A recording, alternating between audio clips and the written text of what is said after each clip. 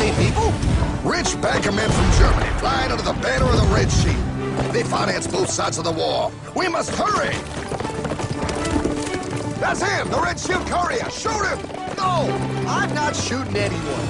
Damn it, Pye! What? He beat everyone back with the news of the war and told England that Napoleon won. The Red Shield bankers in London pretended that England was doomed and started selling their English stocks. The English went into a selling frenzy to get rid of worthless English money. But the English won, right? Of course they won, but it was a trick by Red Shield. They waited until the stocks plummeted to pennies and then bought England back for nearly nothing. What? They did that? How? When the English leaders found out, they had no choice but to give themselves over to the Red Shield. Their money was gone and they were slaves to the Red Shield war debt. Since that time, the English have been paying their national taxes directly to the Red Shield private bankers. The people have no idea. But the bankers bragged about what they did to us, laughing at us all the way to the bank. Why, it's the best business I've ever done. If I can control a nation's wealth, I care not who makes its laws. Oh, is this what Jefferson wanted to show me? No, Pye. Look. They're in America, too? The Red Shield banks are here, Pye. Seeking a way to conquer our American dream. The dream you have, Pye. The dream of free men. They tried to take over our country many times and failed because Jefferson and the Patriots vowed to stop the evil tyrants at all costs. By authority of eternal God, he would not let the bankers win here. To preserve our independence, we must not let our rulers load us with perpetual debt. We must make our choice between economy and liberty or profusion and servitude. Wow. I place economy among the first and most important of Republican virtues, and public debt is the greatest of the dangers to be feared.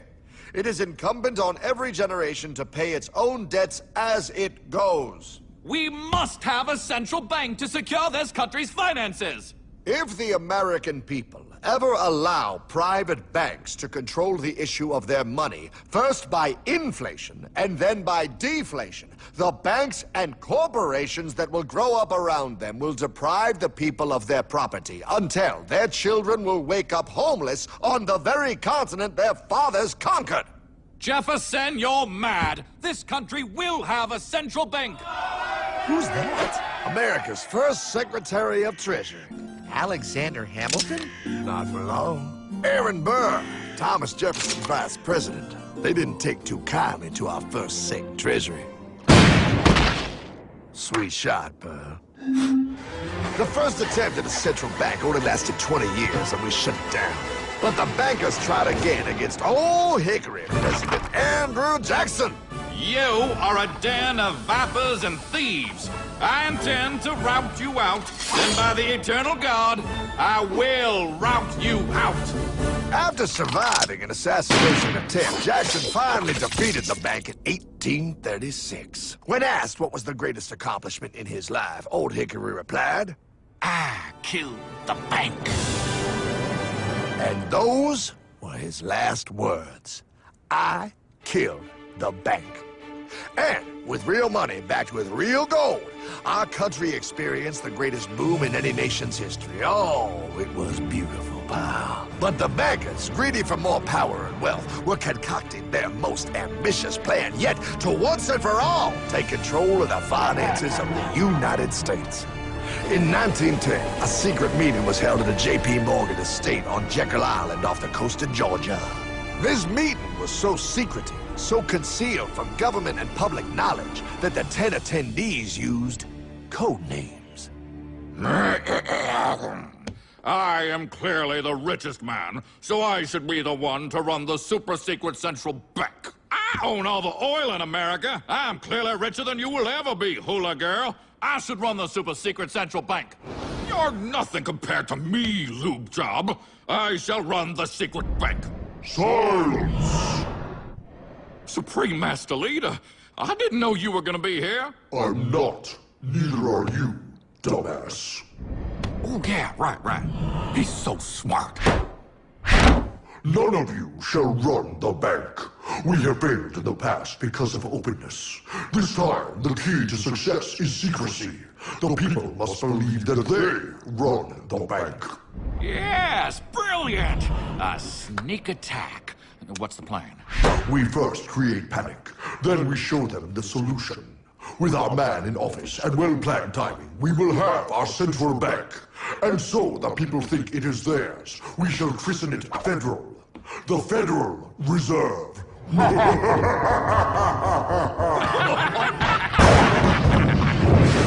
They struck on December 23rd, 1913. When most of our Congress were at home eating fruitcake, these bastards, I mean bankers, presented their treasonous act to their newly elected accomplice, Woodrow Wilson, who had fortuitously already agreed to sign it before he was even elected. Wait, the IRS? I thought we always had the IRS. No, pal. They did this to us too. The Fed now has the exclusive power to print America's money. They loan this money to our banks and our government at interest, putting immediate debt on our own money, printing more and more, so each dollar they print becomes worth less than the one before.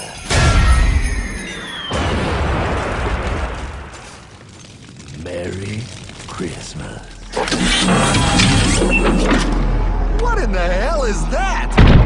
That, pal, is how our government now must pay back these debts to the Fed. Your taxes do not go to your government. They don't? It's the greatest theft in human history. But, oh, okay, I mean, I sort of get what you're saying, but it's all so confusing. And really, Hartman, I don't see how it affects me at all. If I had more money, none of this would have happened. Hartman?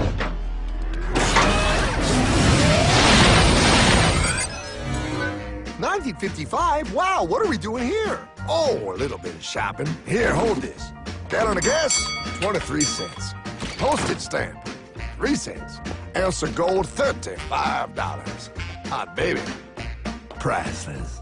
Best be getting back. Hey, Hartman! I need my car, man! Oh, was that Michael J? Yeah, he'll be fine. Now, pal, would you agree that you have the same exact things you had in 1955? Yeah, 1 stamp, 1 gallon of gas, 1 ounce of gold, and 1 home. Wow, we just made a lot of money. Hey! Gotta pay your taxes. Bet it's nice to have made all that money. Wait, that isn't fair. Now I actually have less money. I can't even go buy the things I just sold. The IRS and the Fed's inflation work together, pal. They aren't just taxing gain, they are taxing their inflation. You are no richer than you were in 1955. Now, does that sound fair or American to you? Yeah, but I mean, who doesn't hate taxes? I hate the IRS anyway. Pal, the higher they make the inflation, the more your money they take. It's thievery.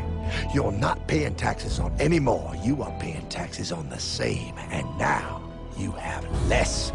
They take our property away right in front of our eyes, just like Thomas Jefferson said they would. What's that? Oh, they found us! Quick, my sword! What sword? We don't need your banking machine! I'll condemn you to die, damn it! Die! Pile! The Yankee bogey on my 9! Take him at his knees!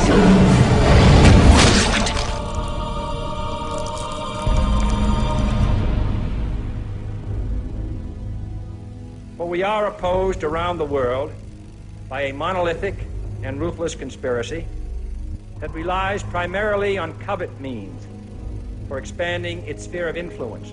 What's happening? Where am I? I believe perhaps you understand now, pal, but you are afraid. JFK. Hartman, what does this have to do with my house and my dog? Oh, okay, that's enough. I want to go home now. This is the last president to stand up to the Fed. You must see. On June 4, 1963, President Kennedy signed Executive Order 11110. This executive order empowered the U.S. Treasury to issue real money without the Fed. It would have worked. Kennedy's plan to dismantle the Federal Reserve machine had begun. 6 months later, John F. Kennedy went to Dallas and never returned. No way. No way they could do that. The new president, Lyndon Johnson, threw out Kennedy's order. And since JFK, no president has dared confront the secret powers behind the Federal Reserve. They consolidate bigger and bigger banks, print more and more money, accountable to no one, decimating our nation's wealth for the benefit of a few. Why? Why do this? If they hurt us, it hurts the global bankers too. No, pal. They are protected. They are too big to fail. But I'm not. Those sons of bitches!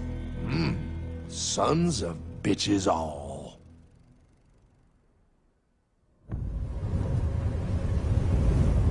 The day was cold. The wind sharp and strong. But we were determined. The bankers and their parasites had us vastly outnumbered, but their hubris made them weak. Not like us. Not like this band of immortals we have assembled. We have come to take back our...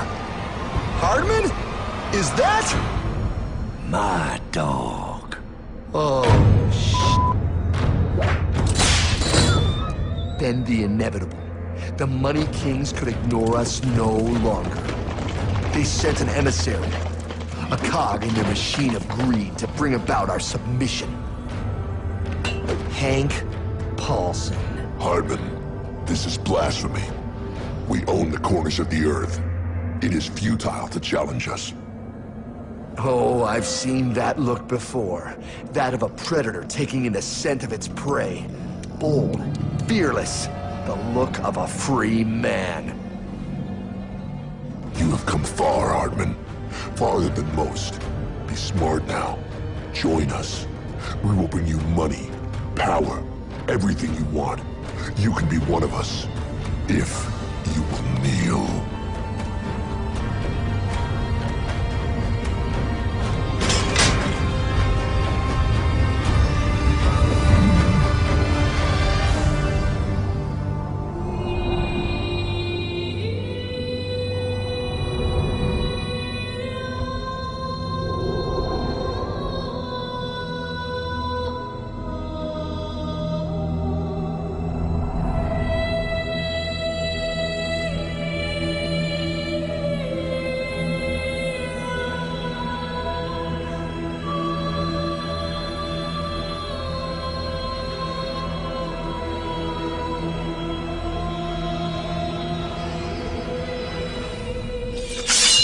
Madman.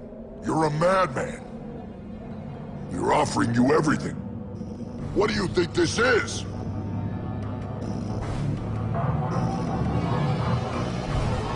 This is America!